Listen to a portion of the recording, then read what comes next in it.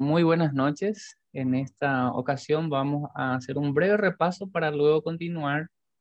En esta lección estamos estudiando a Israel frente a Egipto.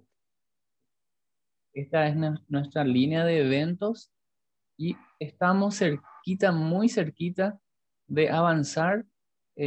Acá está diagramado Abraham, que estudiamos en la lección 9, el llamado, la lección 10, la personificación de la fe. Abraham es una personificación de la fe. Y en este trayecto estamos a punto de llegar al Éxodo, ¿sí? Y aquí hablamos de Israel, Israel como pueblo, como familia, y lo que Dios también ha establecido, cuál era el plan, el propósito para Israel, como para Abraham y para toda la humanidad, que en él serán benditas todas las familias de la tierra. Y esto vemos, está en línea donde aparece la cruz, porque a través de Abraham vino la descendencia, el Salvador, ¿verdad? Y en él recibimos esa bendición de poder ser hijos de Dios para que cuando haya el juicio final, nosotros podamos, por supuesto, celebrar en el cielo, ¿verdad? Porque solamente hay dos lugares, ¿verdad? O el cielo o el infierno. Y aquellas personas que tienen a Jesús en su corazón, que tienen a Cristo como su único y suficiente Salvador, vivirán eternamente en el cielo, ¿sí? Entonces, estamos estudiando y esto voy a hacer rápido porque lo que quiero es bueno, avanzar en el estudio. Aquí estamos viendo el árbol genealógico, empezando por Abraham, porque Dios le llamó a él para que saliera de su tierra con el propósito de apartarse de esa, vamos a decir, cultura pagana. Dios le iba a enseñar, mostrar, porque cuando él fue llamado, él todavía no sabía dónde iba. Él salió sin saber dónde, confió plenamente en lo que Dios le había dicho y salió a formar una familia. Y aquí vemos la línea. En toda esta parte ya lo hemos estudiado antes, los estudios están disponibles en el canal de YouTube, ¿verdad? Vino Isaac, el hijo de la promesa, y aquí vemos los descendientes. Aquí aparece Israel, sus hijos, y avanza como una nación. Dios llamó a Abraham para que saliera, ¿sí? Eligió a Abraham para que saliera de ese lugar con un propósito, para que preservara el mensaje.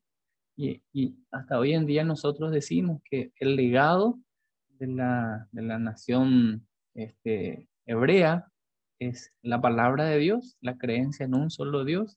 Somos monoteístas, ¿verdad? Hay un solo Dios y así también un solo mediador entre Dios y los hombres.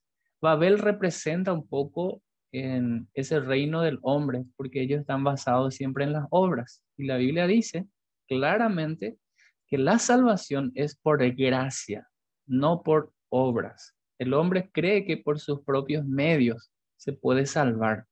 Sin embargo, la salvación es un regalo de Dios. ¿Dónde encontramos eso? Efesios capítulo 2, versículo 8 dice, por gracia sois salvos por medio de la fe, y esto no de vosotros, pues es don de Dios. Y de la línea de Abraham viene el pueblo de Israel.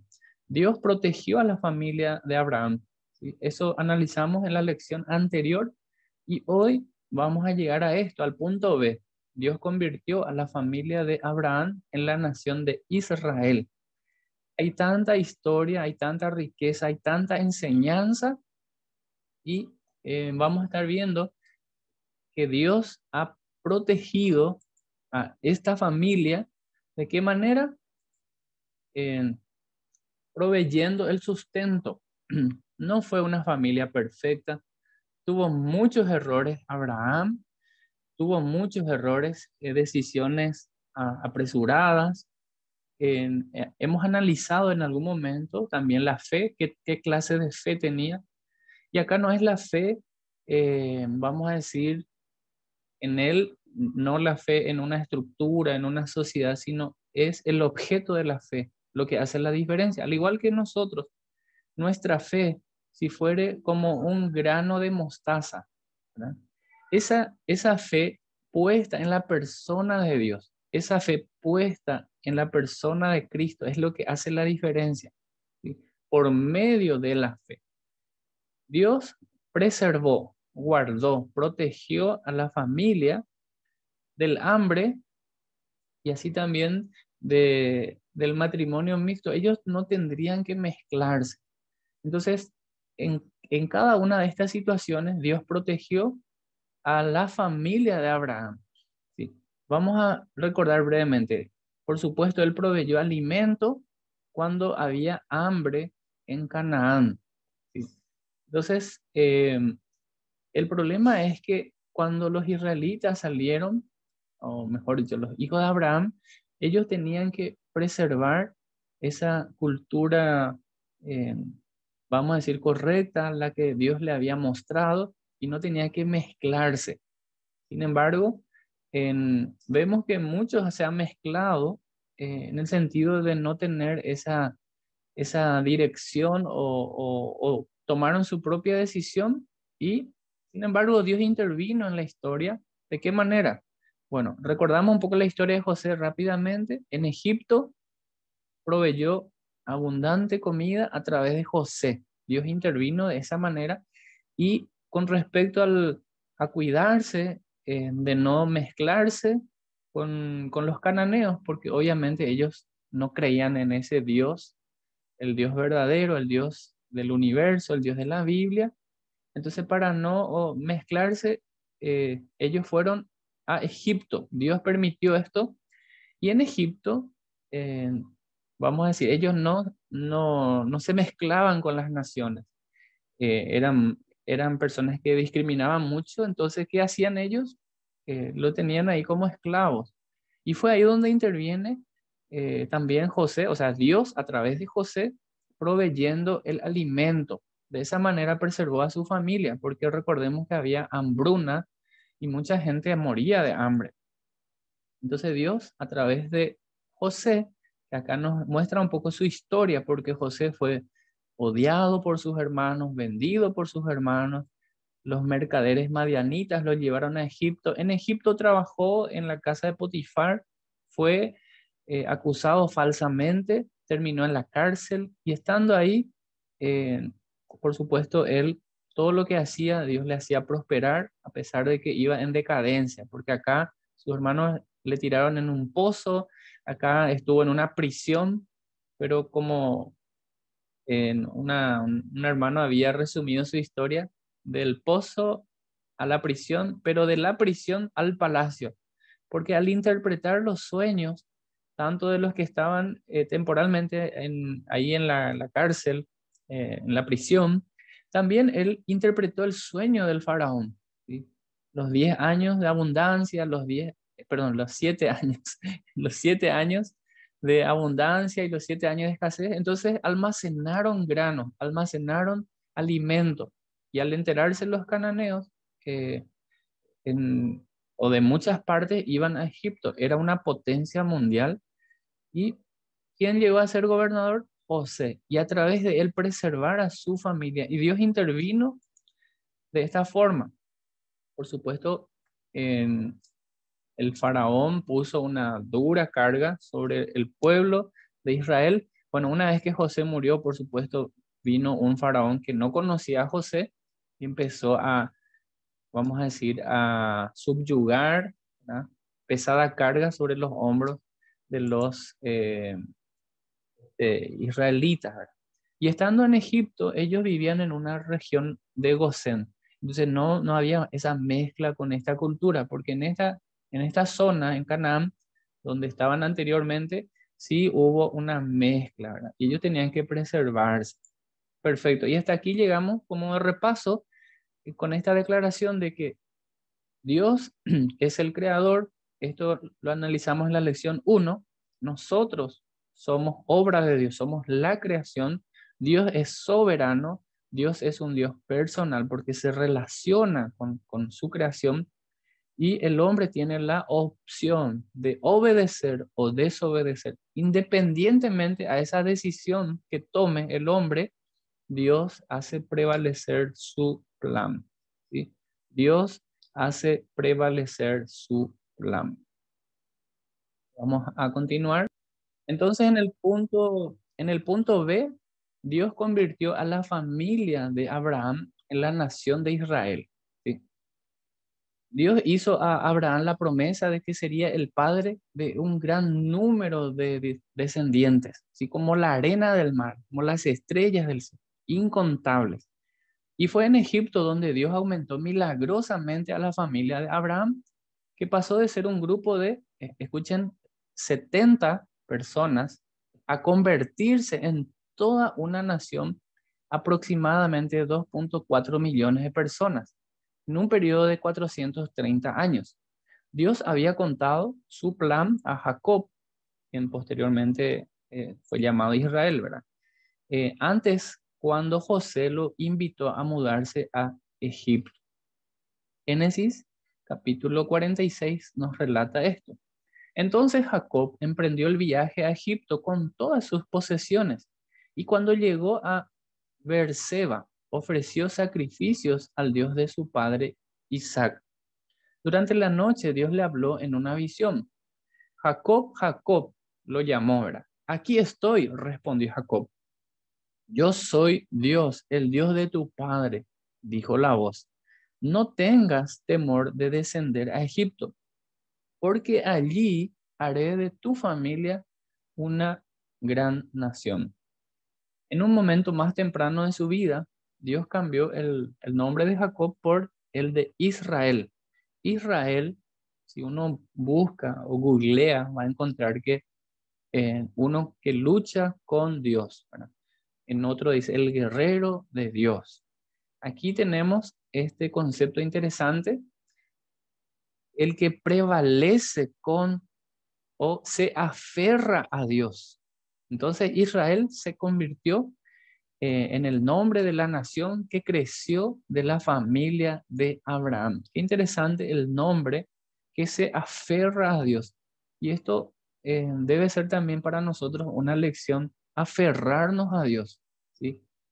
¿A quién tengo yo en los cielos sino a ti? Uno de los discípulos decía a Jesús, ¿a quién iremos? Solo tú tienes palabra de vida. Solo tú tienes palabras de vida. El Señor es el único digno de confianza, digno de adoración, digno de reconocimiento, porque Él es nuestro Dios, Él es nuestro creador. Entonces Israel se aferró a Dios. Pero ¿cómo se convirtieron 70 personas en una nación tan numerosa? La vida en Egipto empezó bien para la familia, pero cuando murió José y su generación cambió, porque vino un faraón al poder que no conocía obviamente a José. ¿Y qué dice Éxodo? Voy a leer, dice el verso 8 en adelante, Éxodo 1. Tiempo después subió al poder de Egipto un nuevo rey que no conocía nada de José ni de sus hechos. El rey le dijo a su pueblo, miren, el pueblo de Israel ahora es más numeroso, más fuerte que nosotros. Tenemos que idear un plan para evitar que los israelitas se sigan multiplicando. Si no hacemos nada y estalla una guerra, se aliarán con nuestros enemigos, pelearán contra nosotros y luego se escaparán del reino. Claro, ellos pensaban así, o este rey, ¿por qué? Porque ellos estaban teniendo a Israel como esclavo. Por lo tanto, los egipcios esclavizaron a los israelitas y les pusieron capataces despiadados a fin de subyugarlos por medio de trabajos forzados. Los obligaron a construir las ciudades de Pitón y Ramsés como centros de almacenamiento para el rey. Y acá tenemos la frase subrayada.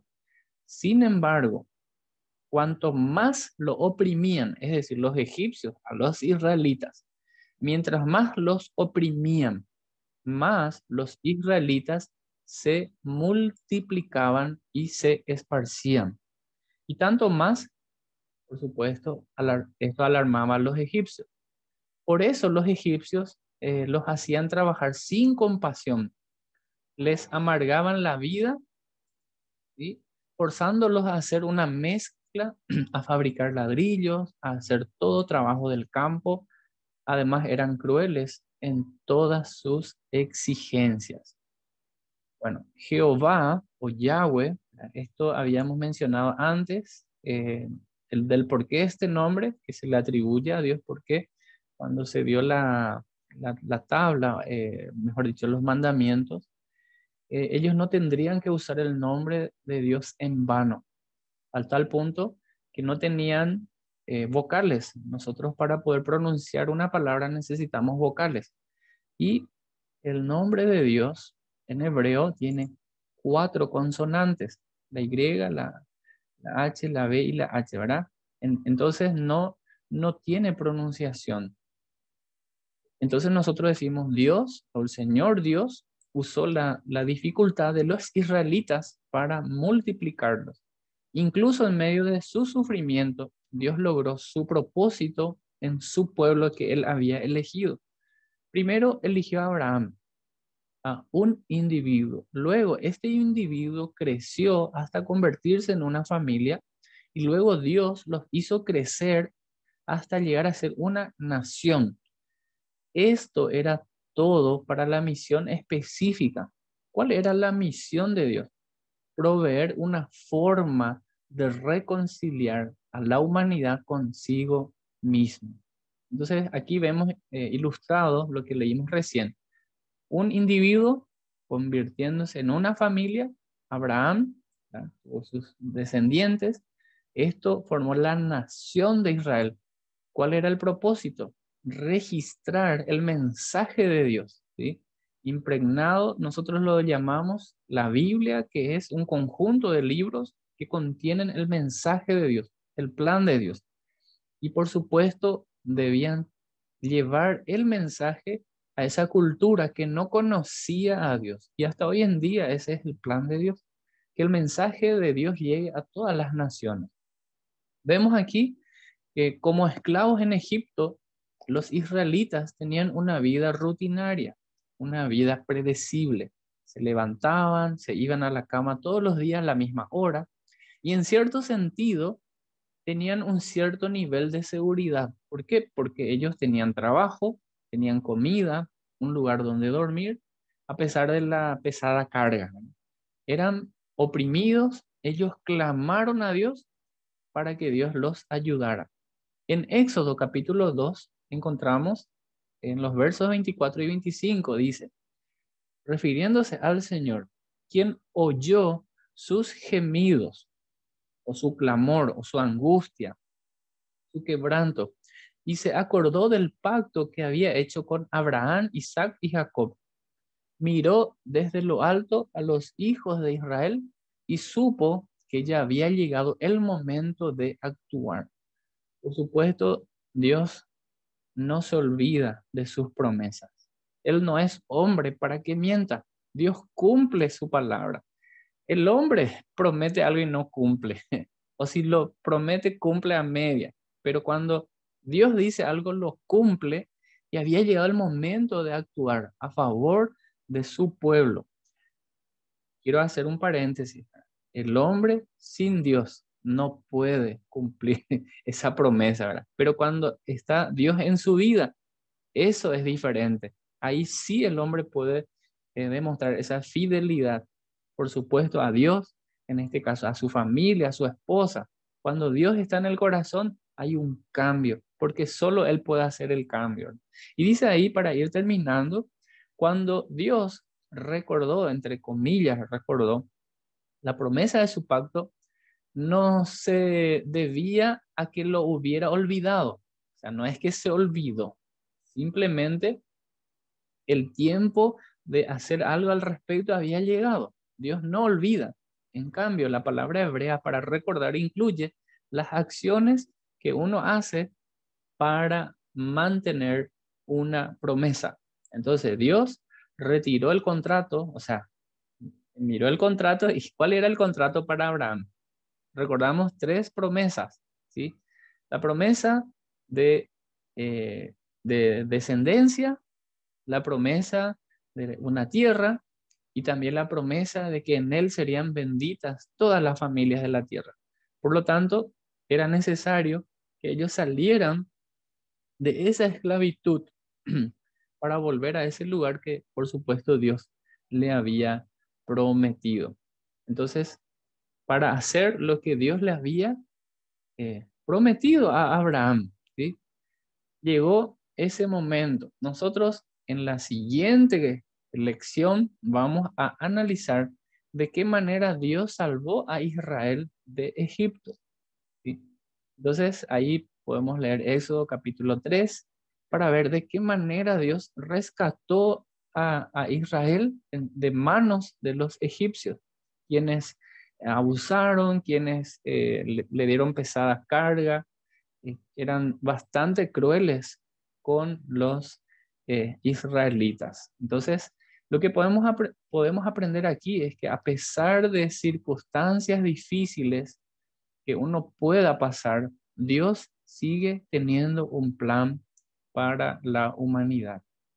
Lo hemos visto también en la vida de José, ¿verdad? Por más de que sus hermanos hicieron lo que hicieron, incluso José podía no perdonar a sus hermanos, pero aún así perdonó a sus hermanos y él entendió que Dios permitió todo esto con un propósito. Así que si estamos con vida y seguimos para adelante, realmente Dios tiene un propósito para nuestra vida.